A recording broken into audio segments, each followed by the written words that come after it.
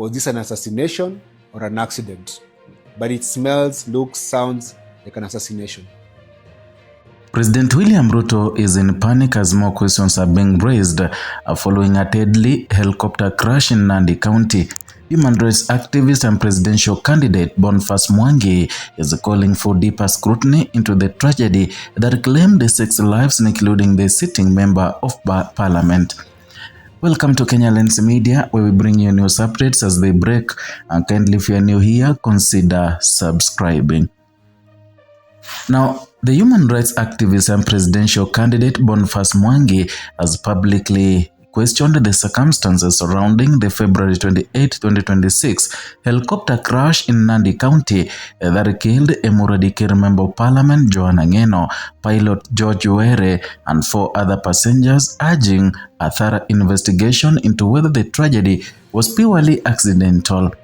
The crash happened on the afternoon of February 28, 2026, and a helicopter carrying the lawmaker and 5 others went down in a hilly area of Chepkiop in Mesop, Nandi County, shortly after the takeoff.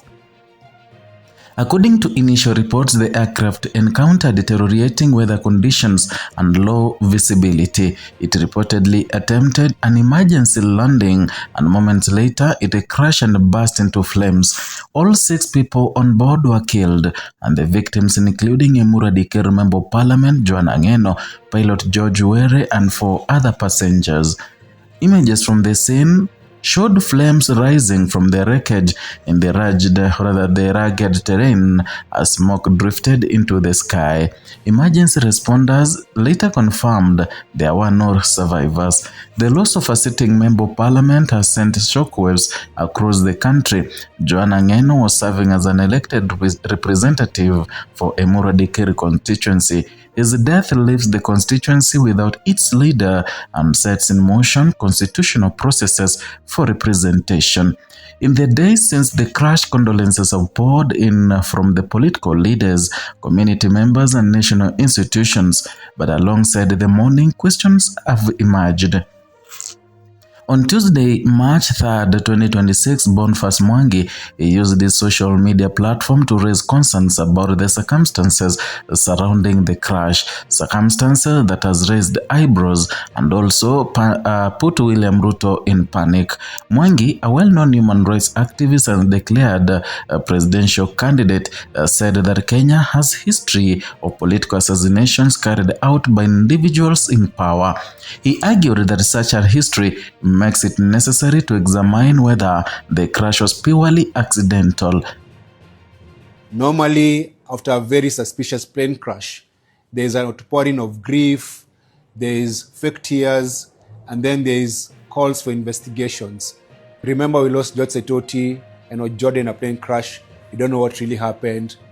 Francis Ogola died with others in that helicopter crash. We don't know what happened. And now Johanna's died with an entire crew. Mwangi posed a central question: who stands to benefit from the death of the legislator? He cautioned against dismissing the tragedy as just another aviation accident without careful scrutiny. Mwangi also drew parallels with another high-profile crash. On April 18, 2024, a military helicopter crash claiming the life of the then Chief of Defense Forces General Francis Ogola along with 9 soldiers. The official investigation into that crash concluded that it was caused by an engine failure. However, Mwangi observed that many Kenyans continue to question that conclusion. By referencing that earlier tragedy, Mwangi suggested that the public trust in unofficial explanations has been strained in the past. He stressed the importance of vigilance and also independent investigation. His comments have added a new dimension to an already painful national moment. At the same time, government authorities have outlined the steps being taken.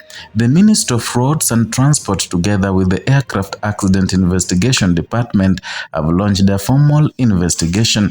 Officials say the probe is being conducted under international aviation protocols, but the Transport Cabinet Secretary has indicated that preliminary report is expected within 30 days. That timeline follows standard aviation investigation procedures, and investigators are expected to examine the wreckage and also weather data, pilot records, aircraft maintenance history, and communication logs. They will also analyze whether conditions played a decisive role, and initial reports indicated that the helicopter encountered poor visibility and worsening weather shortly after the takeoff. The aircraft reportedly attempted an emergency landing before it went down. The terrain in Chepkiep, Mosop, is known for its hills and changing weather patterns, and such conditions can present challenges to pilots, especially during takeoff or landing. However, until investigators release their findings, the exact cause remains under review. The death of Johanna Ngeno carries both political and human weight, and as a member of parliament, he was part of the national legislative body. His constituency relied on him for representation in parliament and development advocacy and oversight of government projects. And for the people of Emurua Dikir, the loss is personal, and for parliament, it is institutional. Question begs, was this an assassination or an accident? But it smells, looks, sounds like an assassination. For the country, it is a reminder of fragility of life and leadership, and the crash also claimed the life of pilot George Were, an aviation professional aviation professionals operate under strict safety regulations, and their work often involves navigating unpredictable conditions. The investigation will consider every aspect of the flight, and aviation accidents are treated with seriousness because each finding contributes to future safety, and Kenya's aviation sector follows global standards set by international bodies. Accident investigations are also designed to determine causes and prevent recurrence. They are not meant to assign blame without evidence, and Mwangi's call for scrutiny reflects a broader public conversation about transparency. And in moments of tragedy involving public figures, questions often arise, and this reshapes how those questions are framed.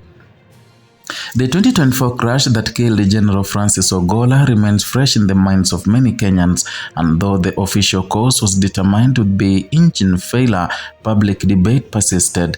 The history informs the reaction to the Nandi crash, and it highlights the importance of clear communication from investigators. It underscores the need for timely and transparent reporting. For families of the victims, the priority is truth and closure, and for the nation, it's confidence in institutions. As investigations continue, authorities are expected to gather physical evidence from the crash site.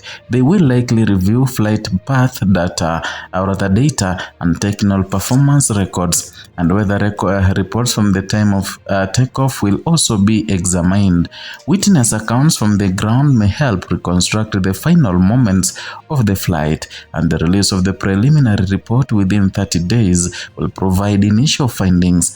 A final report may take longer depending on the complexity of the case, but meanwhile, political leaders have called for calm.